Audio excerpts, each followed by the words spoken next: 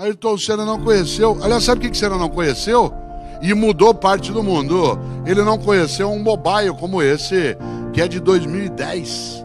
Os primeiros mobiles, smartphones, são de 2010. Senna conheceu o celular logo no início. Há 20 anos você não tinha celular. Eles estavam começando. No Brasil, em 95, em larga escala. E cada um deles, você lembra, era quase uma arma de defesa pessoal.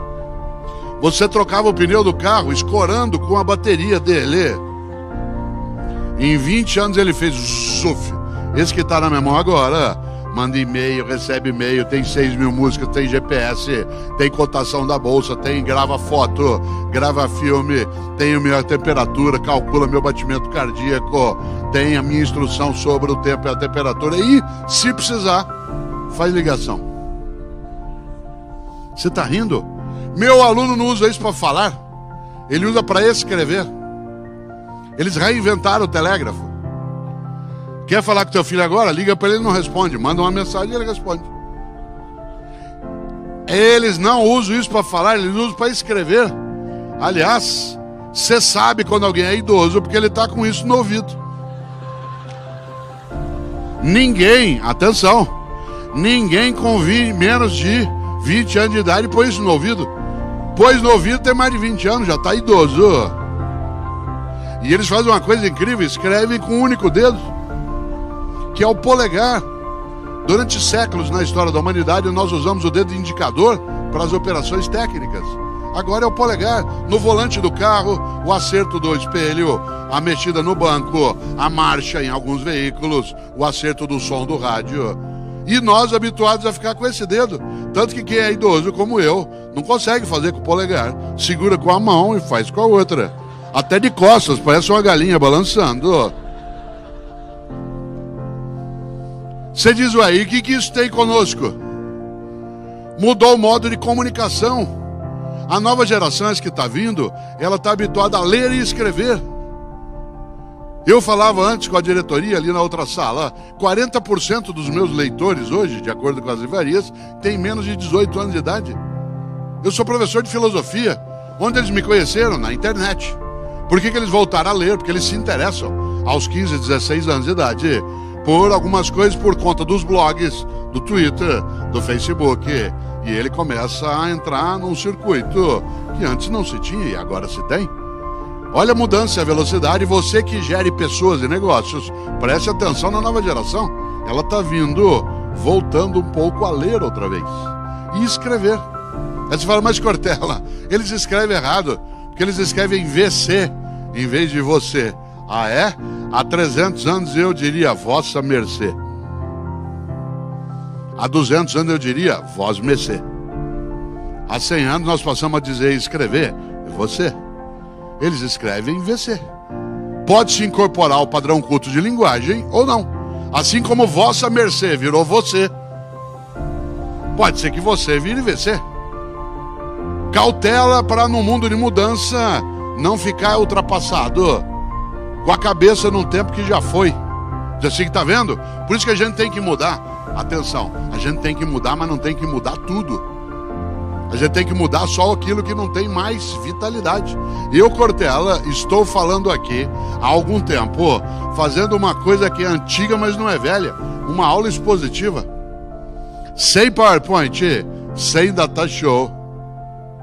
Usando a mais avançada tecnologia de conhecimento que existe, que é o cérebro humano. Cada um aqui trouxe o seu. Espero que leve na hora que sair. Ele é wireless, é Bluetooth, é alimentado por açúcar, proteína e carboidrato. Tem 3 milhões de anos de uso e foi ele que inventou tudo isso.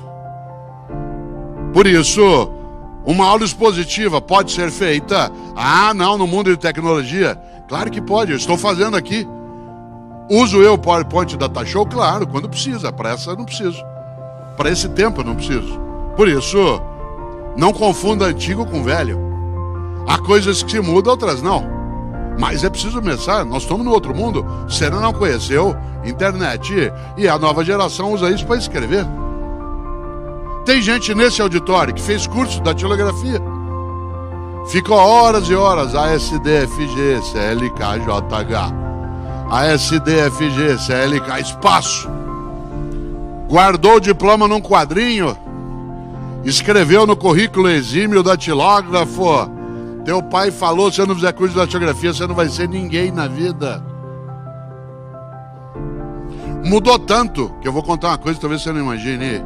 Meu aluno de 18 anos não usa pendrive. Tem gente aqui que não começou a usar ainda, e ele já não usa. Outro dia eu falei: vocês, por favor, entreguem os trabalhos de pendrive. Pendrive? Não tem onde pôr no tablet, professor, não tem entrada USB. Eu falei: ué, onde vocês armazenam as coisas? Falaram: na nuvem.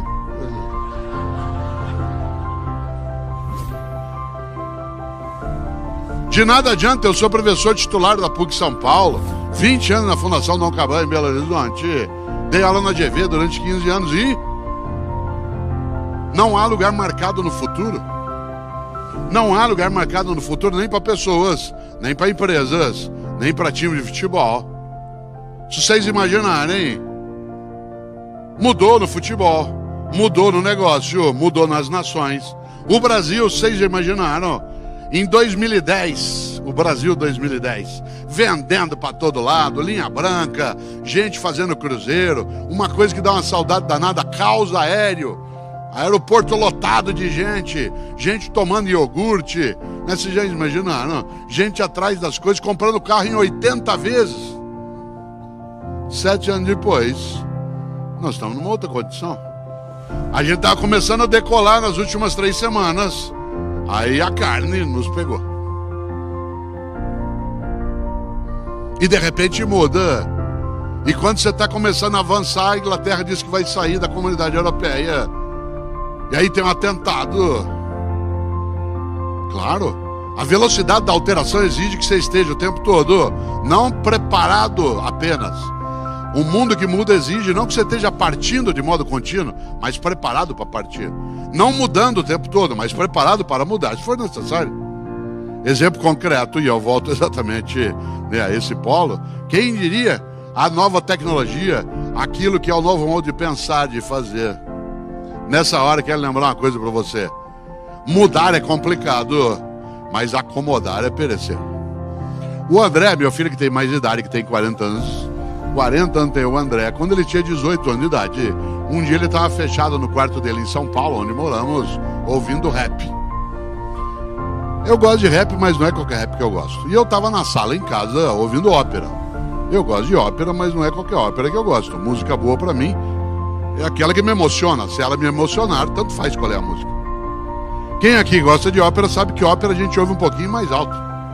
O André, hoje ele gosta de ópera, na época não, saiu do quarto dele injuriado e veio até a sala para me dar uma bronca por causa da altura da música.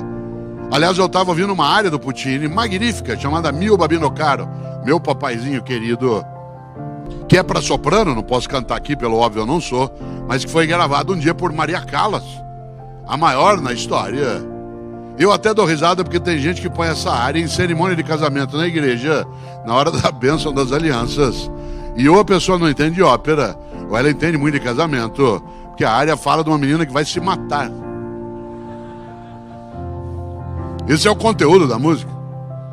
Você sabe que a coisa mais perigosa que existe no mundo é incompetente com iniciativa. Incompetente com iniciativa é um perigo num centro cirúrgico, numa churrasqueira, na direção de uma nação. E o Rio, aliás, deixa eu ver se tem. Curioso, desculpe se alguém aqui pôs no próprio casamento, né? Mas é engraçado porque a música fala: meu papaizinho querido, tenha piedade de mim. Eu aqui na beira da Porta Rossa, né, em Florença, ou o senhor me dá esse anel de noivado, ou eu me mato. E ela se mata, e a família põe na igreja. É interessante, quer ver?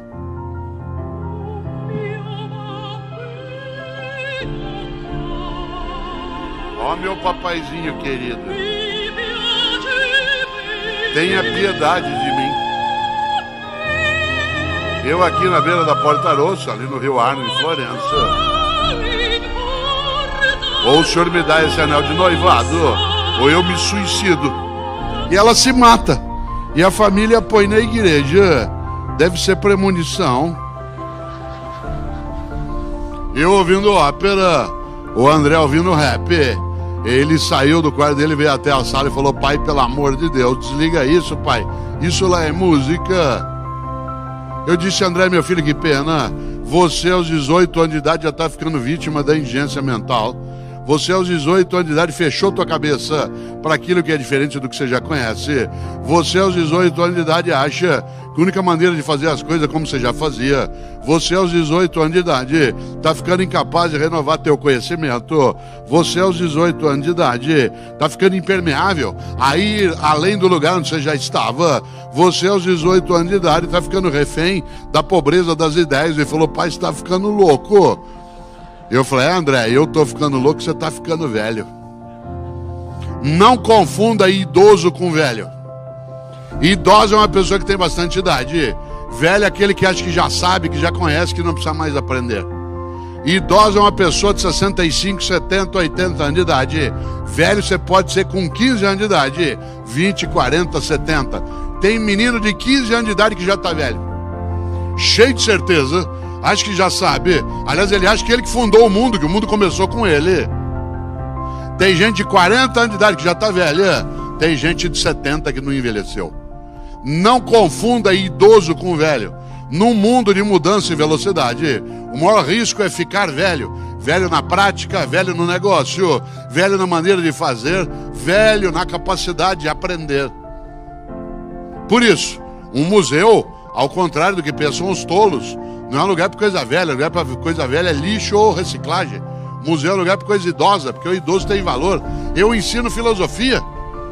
A pessoa mais jovem que eu ensino morreu há 2.500 anos.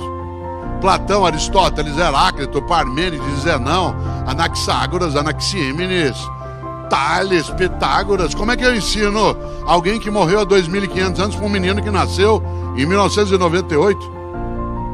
Só tem uma saída. É a capacidade de mostrar que há um pensamento que é idoso, há uma prática que é idosa.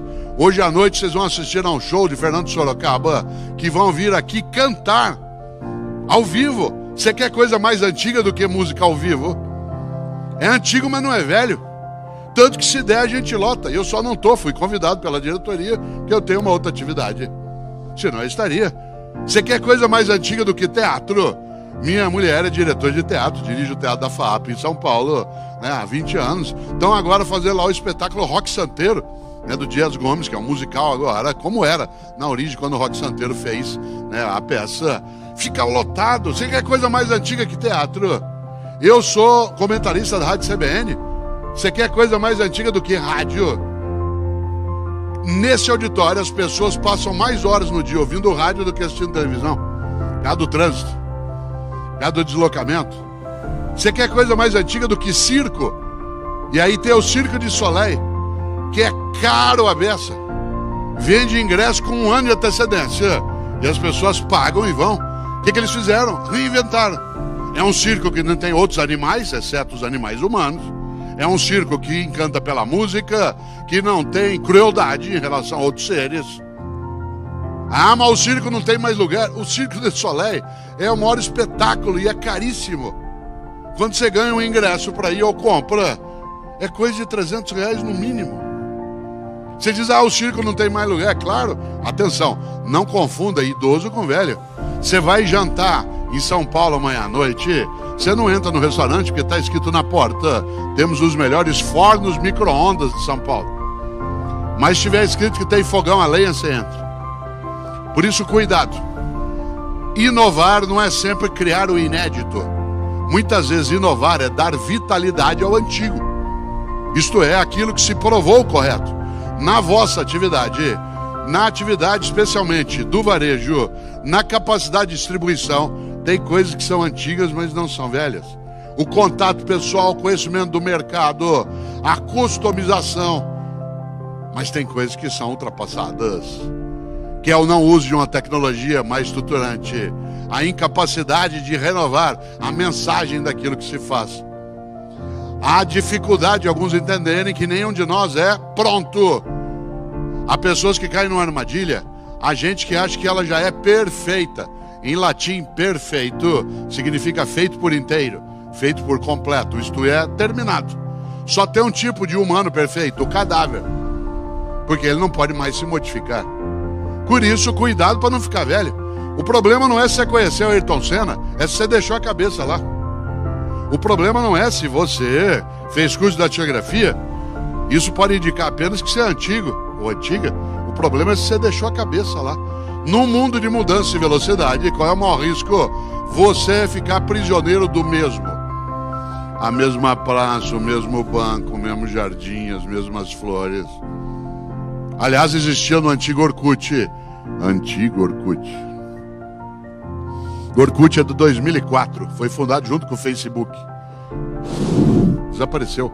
Não tem mais lugar marcado no futuro. Nem no futebol. Às vezes eu comento futebol na Rádio Globo CBN. Quem não trabalha faz várias coisas. E uma das coisas curiosas é que ali há um anúncio que você já viu. E é verdade. Há 30 anos, atenção, há 30 anos um jogador de futebol corria em média, durante uma partida, a distância de 6 km. Não a velocidade, a distância percorrida em campo, numa partida era de 6 km. Hoje é de 11 km. Não mudou o tamanho do campo, não mudou a duração da partida e não mudou o número de jogadores. E quase que dobrou a distância a percorrer. O que mudou? A estratégia, a velocidade, o modo de fazer. Não tem lugar marcado no futuro. Só 5 times brasileiros de primeira linha não foram para a segundona ainda. Só Santos, Cruzeiro, Flamengo, São Paulo e Chapecoense, que subiu e não desceu. Não tem lugar marcado no futuro. A seleção brasileira que hoje joga, a última vez que foi campeão do mundo foi com o Ronaldo em 2002. O ano que vem na Copa vai fazer, atenção, 16 anos que nós não ganhamos uma Copa. O adolescente que está na universidade, ele não tem memória de vitória nossa em Copa do Mundo. Trazê-lo aqui para ver o Ronaldo, que é uma pessoa admirável, estupenda, mas para ele é uma coisa do passado. Para nós não. Nossa vitória em 2002 foi decisiva. Quem nós vencemos em 2002? A Alemanha. No final, 2-0, 2 gols do Ronaldo. O que fez a Alemanha quando perdeu um jogo na final? Sentou e chorou? Não. Levantou e passou 12 anos se preparando. E bem. Mudou técnico, se reinventou, mudou o modo de fazer, criou seleção de base. Veio para cá na Copa de 2014, um mês antes. Ficou no sul da Bahia para se aclimatar. Fez uma coisa incrível. Não dava intervalo entre um jogo e outro. Porque num torneio como a Copa, onde só tem 7 jogos para quem chega no final, não dá para jogar hoje e parar para descansar. Tem que treinar amanhã. Só tem 7 jogos na Copa para quem vai à final. O Brasil não. Montou a seleção em cima da hora. Os jogadores não se conheciam. Nós não conhecíamos os jogadores. Você não sabia onde ele jogava, qual era o time que ele jogava. Ficamos tão desestruturados que quando perdemos nosso melhor, o time acabou. No dia 8 de julho de 2014, no Mineirão, a seleção alemã entrou em campo com medo de perder de novo. E o Brasil entrou em pânico. Há uma diferença entre medo e pânico. Você tem medo do teu negócio não dar certo, que bom, tome providência. Você tem medo do Brasil ter dificuldade de crescimento, ótimo, vá buscar. Mude o que precisa ser mudado. Você tem pânico, é outra coisa. O pânico paralisa, o medo deixa em estado de alerta. A seleção brasileira entrou em campo em pânico. E aí você diz assim, mas e que é isso? 7-1. 7-1.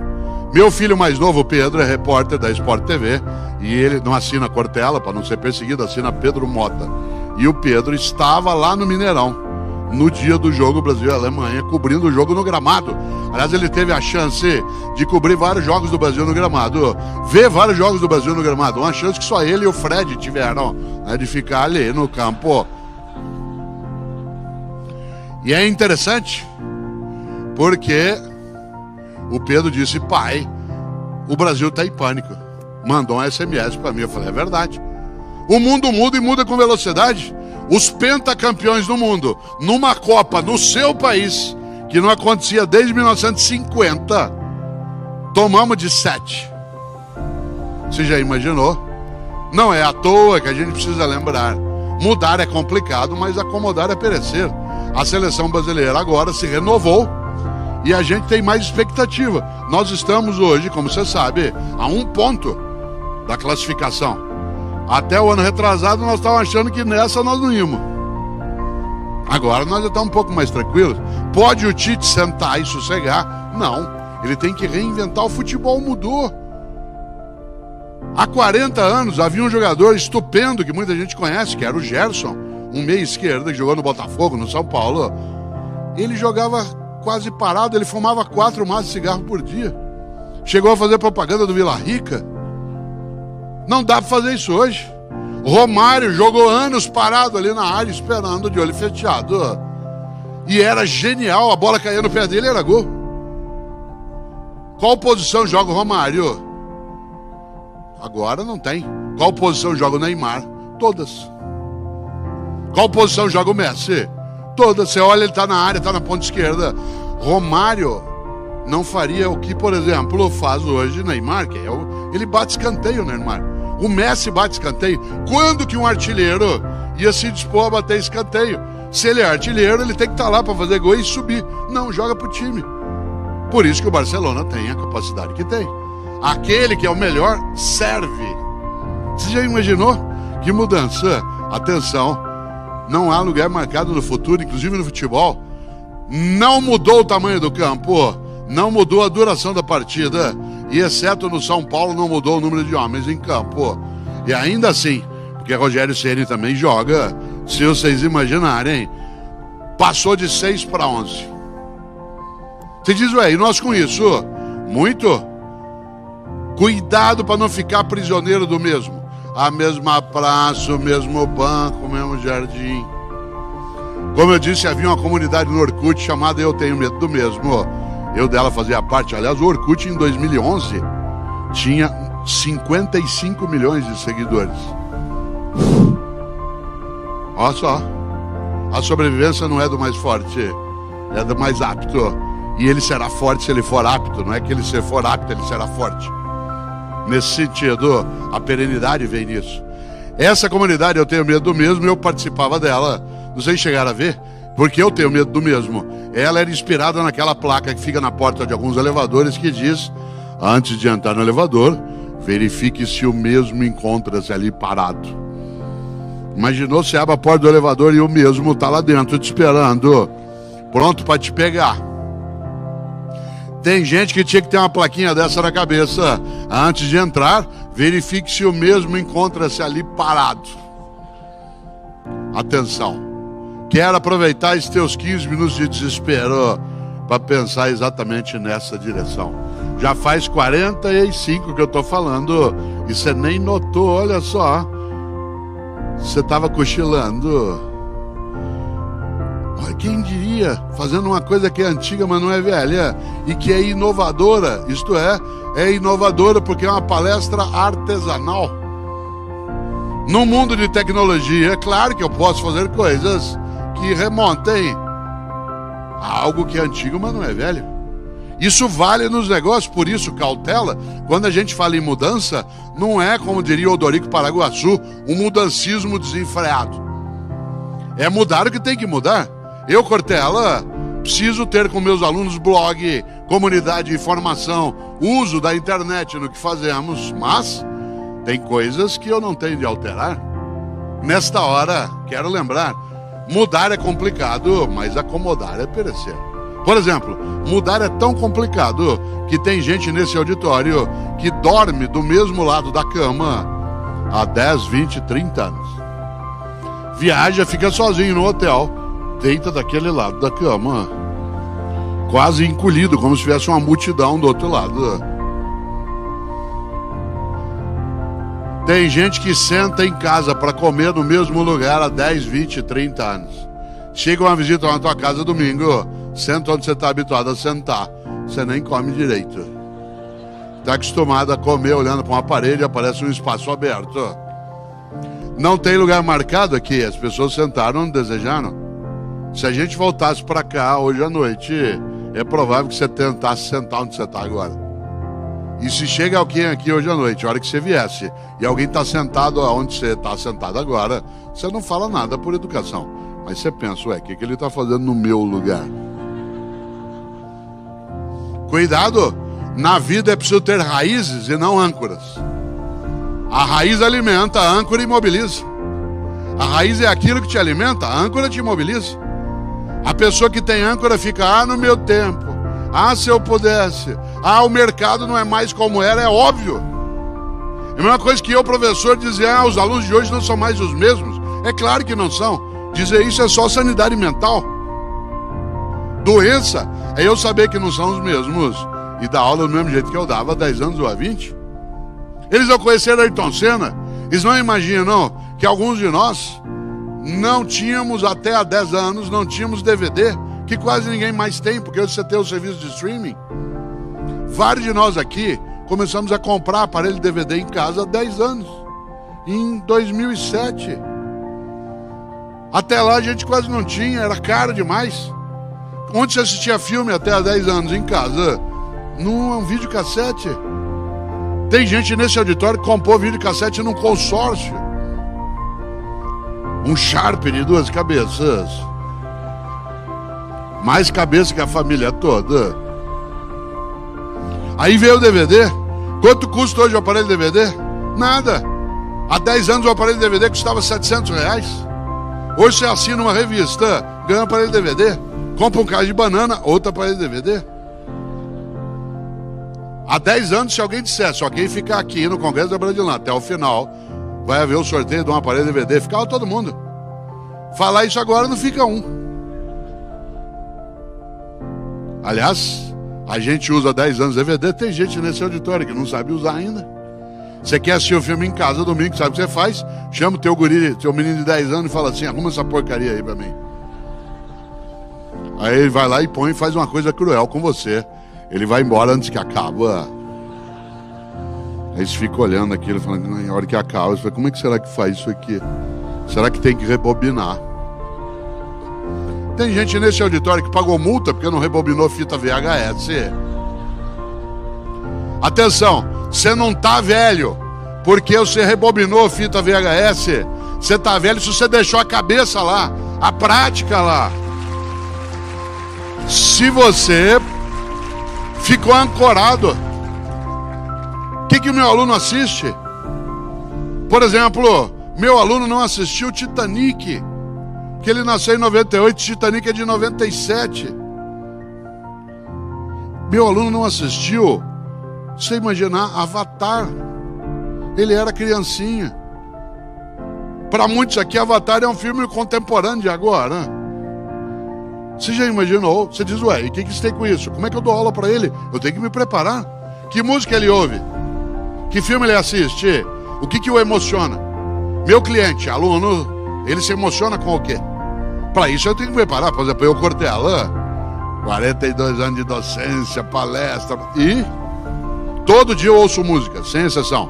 Todo dia das 5 às 5:30 da manhã, eu ouço música propositadamente. Como eu acordo às 4 horas da manhã há mais de 40 anos, porque eu entro no rádio 6:30, né? Eu todo dia ouço música das 5 às 5:30 da manhã. O que eu ouço? O que o meu aluno ouve. Não ouço aquilo que eu gosto no já. Aquilo que eu gosto eu já ouço em outros horários. Ali eu ouço aquilo que eu não conheço. Aquilo que eu não sei como é, que eu não entendo direito. Ontem, por exemplo, eu estava em Belo Horizonte. Eu acordei 5 às 5:30 da manhã ouvindo One Direction. Meia hora. Hoje, meia hora ouvindo Lady Gaga. Paparazzi, Poker Face, Bad Romance, Alejandro, Telefone. Gosto de Lady Gaga? Começando a gostar. Tem que gostar? Não. O que eu tenho é que saber. O que ele ouve, qual filme ele assiste, o que é Game of Thrones, por que ele curte Harry Potter. Por que o ano passado tem um menino de 16 anos comprou livro de 250, 300 páginas, enquanto a mãe dele ficava pintando mandala, desenhando num papel para colorir. Tem alguma coisa que eu preciso saber. Nesta hora quero voltar a um ponto. Mudar é complicado, mas acomodar é perecer. Eu tenho que ter raízes, não posso ter âncoras. Mas o Brasil não é mais o mesmo. Claro que não. Ah, mas Cortella, pode deixar. Isso aí é bobagem. Faz 20 anos que eu estou no mercado. Cuidado com esse argumento. Não é porque você faz uma coisa há muito tempo que você está apto para fazer quando muda. Exemplo. Hoje de manhã, num hotel aqui em São Paulo, logo cedo, uma senhora na porta do hotel deu sinal para um táxi. O táxi parou. Ela entrou no banco de trás e falou, por favor, pela porta de trás. Aeroporto de Congonhas. O taxista disse, pois não. E foi. Quando ele já estava chegando perto da 23 de manhã, ela achou uma coisa engraçada. Falou, São Paulo o taxista fala tanto, ele está tão quieto. Acho que eu não fui simpática com ele. Como ela estava no banco de trás, ela não teve dúvida. Bateu nas costas dele para falar com ele. Ele meteu o pé no freio. O carro em cima da calçada, ficou pálido, começou a suar. Ela falou, senhor, me desculpe, eu não queria assustar o senhor. Ele disse, não, dona, a senhora que me desculpe, sabe o que é? Hoje é o meu primeiro dia como taxista e a senhora é minha primeira passageira. Ela falou, é? E o que o senhor fazia antes? Ele falou, eu fui por 20 anos motorista de um carro funerário. Certo? Cuidado com o tapinha nas costas. Não é porque você faz uma coisa há 20 anos que você está apto a fazer. Ah, mas tudo é dirigir. Uma coisa é dirigir um táxi, outro um carro funerário. Uma coisa é fazer negócio no mundo do varejo, na área farmacêutica, em 2010, outra 2000, outra 2017. Com concorrência maior, com a chegada de novos jogadores no mercado, num mundo em que, de cada 3 seres humanos, um é chinês ou indiano. Num planeta que está tendo 1/3 de chineses e indianos. Povos milenares que têm 5.000 anos de história. E nós que temos 500 ficamos botando banca. Eles riem de nós. Além do que, não só chineses e indianos são povos milenares, como indianos. 95% deles são hinduístas. Isto é, acreditam em reencarnações sucessivas. Como é que você vende um PGBL para um reencarnacionista? Faz plano de carreira. Não deu nessa, dá na outra. Lembrando que o reencarnacionismo hinduísta é diverso do ocidental kardecista. Porque no kardecismo você reencarna num sistema de purificação para melhor. No hinduísmo você pode regredir. Você pode reencarnar numa barata, num rato, num torcedor de um time específico. Claro. O mundo muda e muda com velocidade. Qual que é o risco? Não é ficar antigo, é ficar velho. Velho na prática. Para isso, é preciso algo decisivo. E eu quero aproveitar esses teus 6 minutos de desespero para pensar nessa ideia. Se mudar é complicado e acomodar é perecer, é necessário que você e eu não percamos a oportunidade de mudança quando precisa. Não sei se sabem, acho que sim. A palavra oportunidade veio do nome de um vento na antiguidade. Os romanos, no passado, gostavam de dar nomes aos ventos. Tal como nós no sul gostamos de dar nomes aos ventos. A gauchada chama de minuano, o vento frio que vem da Argentina, do sul. Chama de aragano, o vento mais quente que vem do norte da Argentina e assim por diante. E, claro, você sabe, os romanos gostavam de dar nomes aos ventos. E para eles, o vento mais importante na navegação, olha aqui na minha mão se você puder, era o vento que levava o navio em direção ao porto. O vento favorável. Esse vento que levava o navio em direção ao porto era chamado de obiportus. Obiportus, isto é, que leva ao porto. É daí que vem a palavra oportuno. É daí que vem a palavra oportunidade. Oportunidade é quando você pega o vento favorável. Isto é, quando você pega aquele vento que te conduz a um lugar que te dá alternativa. Porque portus em latim é porto ou porta. E o que é um porto ou uma porta? É uma saída. É o porto ou a porta que impede que a gente fique isolado. Quem aqui é filho de italiano como eu sabe que isola em italiano é ilha. Quando você está isolado, você está ilhado. Ilhado no negócio, ilhado no lucro, ilhado na competência, ilhado na qualidade. É o porto ou a porta que permite que a gente saia do isolamento. Por isso, o vento oportuno te leva à saída. E como é que é a saída em grego antigo? Você que estudou grego antigo. Isso que eu fiz é uma pergunta. Você sabe como é a saída em grego antigo? É até nome de livro bíblico. Êxodos. Êxodos, que gerou qual palavra em inglês, português, em latim? Exit. que tem um duplo sentido, saída e sucesso. Porque o sucesso é achar uma saída. Saída para o negócio, saída para o mercado, saída para a competitividade, para a lucratividade. Uma saída para a economia. Por isso, dá oportunidade ao êxito. E aí sabe bem aqui quem já navegou. O bom navegador não espera o vento, ele vai atrás. O bom navegador não aguarda, ele vai buscar.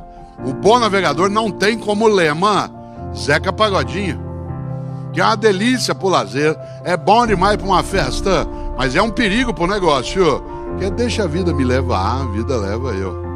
A trilha sonora de um bom navegador é o que um dia escreveu um grande paraibano lá de João Pessoa, que morou no Rio, hoje mora em São Paulo, foi Geraldo Vandré.